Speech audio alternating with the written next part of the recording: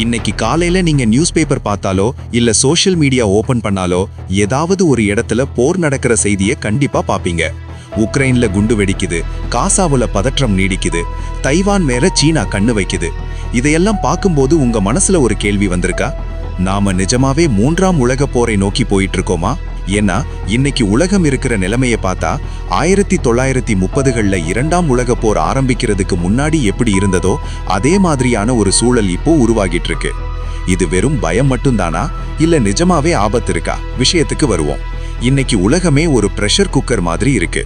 எந்த நேரத்துல வேணாலும் வெடிக்கலாங்கிற நிலைமை.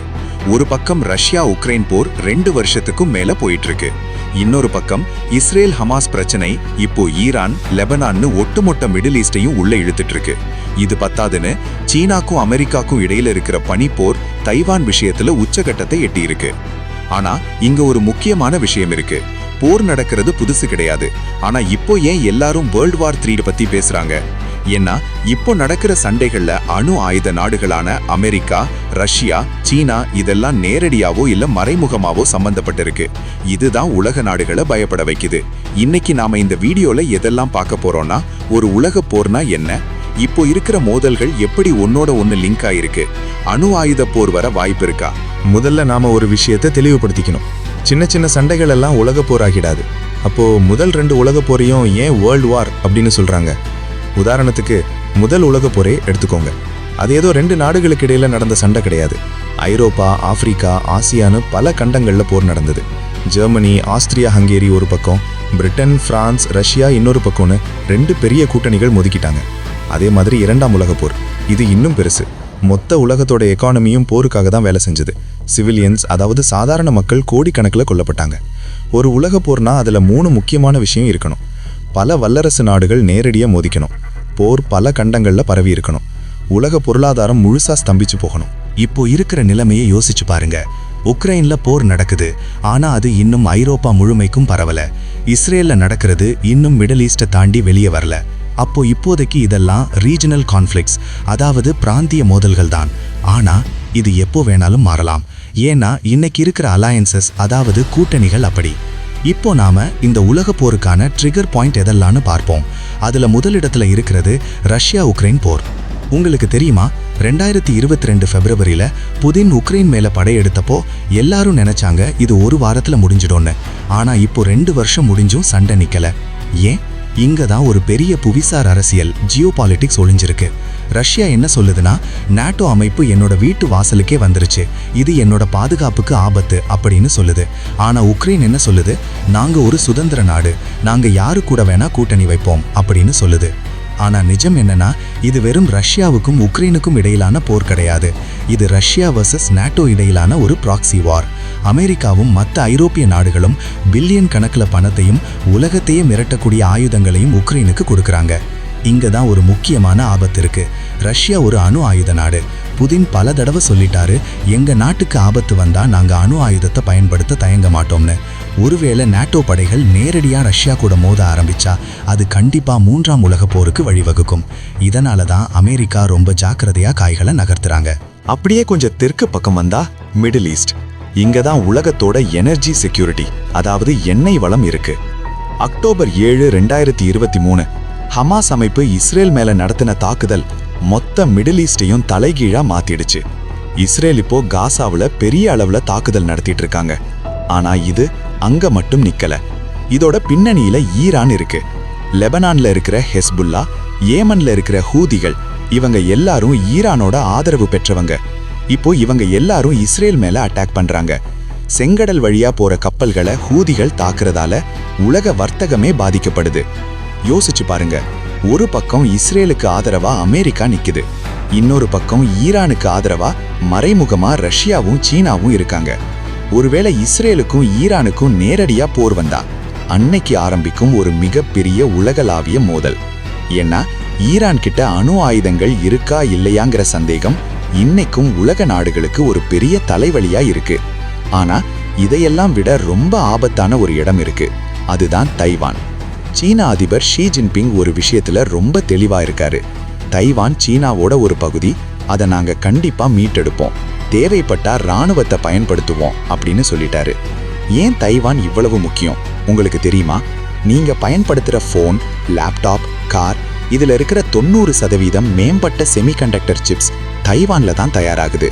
தைவான் மேல சீனா கை வச்சா உலகத்தோட டெக்னாலஜி இண்டஸ்ட்ரியே முடங்கிடும். அமெரிக்கா என்ன சொல்லுதுன்னா, தைவானை நாங்க காப்பாத்துவோம் அப்படின்னு சொல்லுது. உக்ரைன் விஷயத்துல அமெரிக்கா ஆயுதம் மட்டும்தான் கொடுக்குது. ஆனா தைவான் விஷயத்துல அமெரிக்கா நேரடியா போர்க்களத்துக்கு வர வாய்ப்பு இருக்கு. ஏன்னா தைவான் போயிட்டா பசிபிக் பெருங்கடல்ல சீனாவோட ஆதிக்கம் அதிகமாயிடும். இது அமெரிக்காவுக்கு ஒரு பெரிய அச்சுறுத்தல். உலகத்தோட 2 மிகப்பெரிய பொருளாதார நாடுகள் நேரடியா மோதிக்கிற இடம் இதுதான். இப்போ நாம ஒரு முக்கியமான விஷயத்தை கவனிக்கணும். உலக நாடுகள் இப்போ 2 பிரிவா பிரிய ஆரம்பிச்சிட்டாங்க. இது அப்படியே கோல்ட் வார் காலத்தை ஞாபகப்படுத்துது. ஒரு பக்கம் மேற்கத்திய கூட்டணி, இதுல அமெரிக்கா, நேட்டோ நாடுகள், ஐரோப்பிய யூனியன், ஜப்பான், ஆஸ்திரேலியா, தென்கொரியா இவங்க எல்லாம் இருக்காங்க. இவங்க ஜனநாயகத்தையும் தாராளவாதத்தையும் முன்னிறுத்துறாங்க. இன்னொரு பக்கம் எதிர்ப்பு கூட்டணி, சீனா மற்றும் ரஷ்யா. இவங்க 2 பேரும் இப்போ ரொம்ப நெருக்கமான நண்பர்கள் ஆகிட்டாங்க. இவங்க கூட ஈரான் மற்றும் வடகொரியா சேர்ந்திருக்காங்க. வடகொரியா ரஷ்யாவுக்கு ஆயுதம் கொடுக்குது, ஈரான் ட்ரோன்களை கொடுக்குது, சீனா பொருளாதார ரீதியா ரஷ்யாவை தாங்கி பிடிக்குது. இந்த 2 குரூப்புக்கும் இடையில இருக்கிற போட்டி வெறும் இராணுவ ரீதியானது மட்டும் இல்லை, இது பொருளாதார ரீதியானது கூட. டாலர் ஆதிக்கத்தை குறைக்கணும்னு சீனா முயற்சி பண்ணிட்டு இருக்காங்க. பிரிக்ஸ் மாதிரியான அமைப்புகளை வலுப்படுத்துறாங்க. இதெல்லாம் எதை காட்டுதுன்னா, உலகம் இப்போ ஒரு பைபோலார் வேர்ல்டு, அதாவது 2 துருவங்களா மாறிக்கிட்டு இருக்கு. இப்போ எல்லாருடைய மனசுலையும் இருக்கிற பெரிய பயம் அணு ஆயுத போர். உலகத்துல இப்போ 9 நாடுகள் கிட்ட அணு ஆயுதம் இருக்கு. அமெரிக்கா, ரஷ்யா, சீனா, பிரான்ஸ், பிரிட்டன், இந்தியா, பாகிஸ்தான், வடகொரியா, அப்புறம் ரகசியமா இஸ்ரேல். இதுல ரஷ்யா கிட்ட தான் உலகத்திலேயே அதிகப்படியான அணு ஆயுதங்கள் இருக்கு. ஆனா இங்க ஒரு கான்செப்ட் இருக்கு, அதை மேட் அப்படின்னு சொல்லுவாங்க. அதாவது மியூச்சுவலி அஷ்யூர்ட் டிஸ்ட்ரக்ஷன். அப்படின்னா என்னன்னா, நீ என் மேல அணுகுண்ட போட்டா நானும் உன் மேல போடுவேன், கடைசியில 2 பேருமே அழிஞ்சு போயிடுவோம் அப்படிங்கிற ஒரு பயம். இந்த பயம்தான் இவ்வளவு வருஷமா ஒரு பெரிய உலக போர் வராம தடுத்துட்டு இருக்கு. ஆனா இப்போ பிரச்சனை என்னன்னா, டாக்டிக்கல் நியூக்ளியர் வெப்பன்ஸ், அதாவது சின்ன அளவிலான அணு ஆயுதங்களை பயன்படுத்தலாமாங்கிற பேச்சு கிளம்பி இருக்கு. இது ரொம்ப ஆபத்தானது. ஒரு சின்ன அணுகுண்டு வெடிச்சா கூட அது ஒரு பெரிய செயின் ரியாக்ஷனை உருவாக்கி மொத்த உலகத்தையும் அழிவுக்கே கொண்டு போயிடும். போர்னா வெறும் துப்பாக்கியும் குண்டும் மட்டும் கிடையாது நண்பர்களே. இன்னைக்கு போர் முறையே மாறிடுச்சு.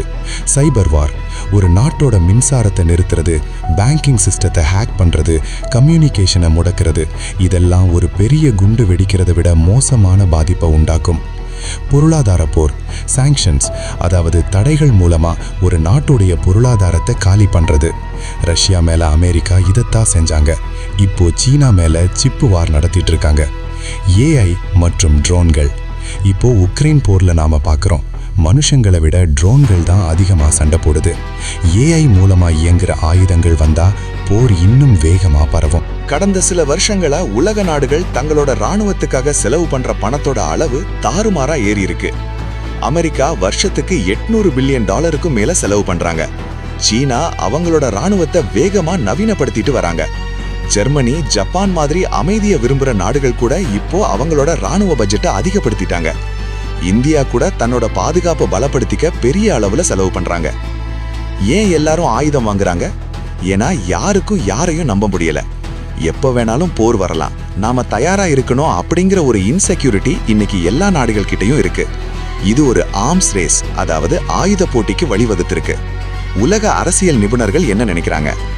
ஐக்கிய நாடுகள் சபை UN என்ன சொல்லுதுன்னா, உலகம் இப்போ ஒரு ஆபத்தான கட்டத்துல இருக்கு.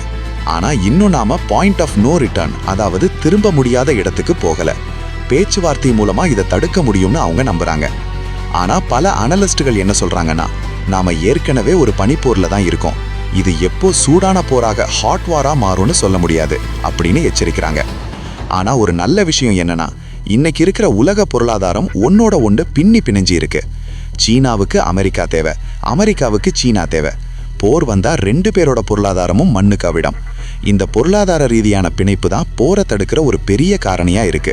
நாம இப்போ 3 விதமான எதிர்காலத்தை கற்பனை செஞ்சு பார்ப்போம். உக்ரைன் போர் ஒரு முடிவுக்கு வராம அப்படியே இழுத்துட்டே போகலாம். இஸ்ரேல் பிரச்சனை மிடில் ஈஸ்டுக்குள்ளேயே முடிஞ்சிடலாம். இதனால உலக போர் வராது, ஆனா விலைவாசி உயர்வு, பொருளாதார மந்தநிலை இதெல்லாம் இருக்கும். சினாரியோ 2, ஒரு சின்ன தப்பு. உதாரணத்துக்கு, நேட்டோ நாட்டு எல்லைக்குள்ள ஒரு ரஷ்ய ஏவுகணை தப்பி தவறி விழுந்தாலோ இல்ல தைவான் ஜலசந்தியில சீனாவும் அமெரிக்காவும் தற்செயலா மோதிக்கிட்டாலோ அது கட்டுப்படுத்த முடியாத ஒரு பெரிய போராக மாறலாம். சினாரியோ 3, போர் வராமலேயே உலகம் 2 பெரிய பிளாக்குகளா பிரிஞ்சு வர்த்தகம் மற்றும் டெக்னாலஜியில ஒருத்தருக்கொருத்தர் போட்டி போட்டுக்கிட்டு ஒரு நீண்ட கால பனிப்போர்ல இருக்கலாம். கடைசியா 3ஆம் உலக போர் வருமா வராதாங்கிறது நம்ம கையில இல்ல, அது உலக நாடுகளோட தலைவர்கள் எடுக்கிற முடிவுகள்ல தான் இருக்கு. ஆனா ஒரு விஷயம் மட்டும் உண்மை, போர் யாருக்கும் நல்லது கிடையாது. 2ஆம் உலக போர்ல நாம பார்த்த அழிவு இனிமே வரக்கூடாது. வரலாறு நமக்கு ஒரு பாடத்தை சொல்லிக் கொடுக்குது. யார் ஒருவன் வரலாற்றை மறந்து போகிறானோ அவன் அதை மீண்டும் அனுபவிக்க நேரிடும். இன்னைக்கு இருக்கிற தலைவர்கள் அந்த தப்பை பண்ண மாட்டாங்கன்னு நாம நம்புவோம். உங்களுக்கு என்ன தோணுது? நாம நிஜமாவே ஒரு பெரிய போரை நோக்கி போயிட்டு இருக்கோமா, இல்ல இதெல்லாம் வெறும் அரசியல் நாடகமா? உங்களோட கருத்தை கமெண்ட்ல சொல்லுங்க. இந்த வீடியோ உங்களுக்கு பிடிச்சிருந்தா லைக் பண்ணுங்க, உங்க நண்பர்களுக்கும் ஷேர் பண்ணுங்க. மறக்காம நம்ம சேனலுக்கு சப்ஸ்கிரைப் பண்ணிடுங்க. அடுத்த ஒரு முக்கியமான வீடியோல உங்களை சந்திக்கிறேன்.